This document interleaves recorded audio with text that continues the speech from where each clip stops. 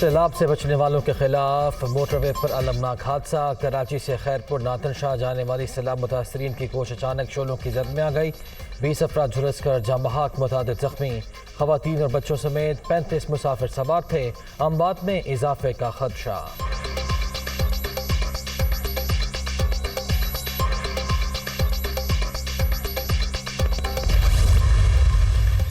نوری آباد حادثہ مسافر کوچ کے اے سی یونٹ میں آگ لگنے سے پیش آیا۔ پولیس کی ابتدائی رپورٹ۔ وزیر اعلیٰ سندھ کا افسوسناک واقعے پر نوٹس۔ مراد علی شاہ کا قیمتی جانوں کے ضیاع پر افسوس کا اظہار۔ زخمیوں کو بہترین طبی سہولیات کی فراہمی کی ہدایت۔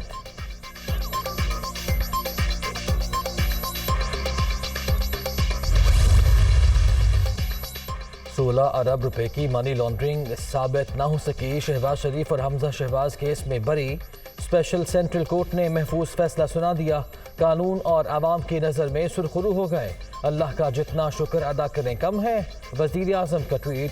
لیگی کارکنوں کا جشن، مٹھائیاں تقسیم۔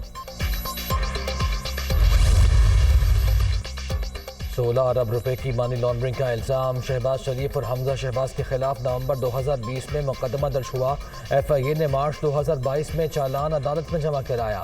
دونوں کو مقدمے کا مرکزی ملزم سلمان شہباز، طاہر نقوی اور ملک مقصود کو اشتہاری قرار دیا گیا۔ جے آئی ٹی سربراہ اور ملک مقصود انتقال کر چکے ہیں۔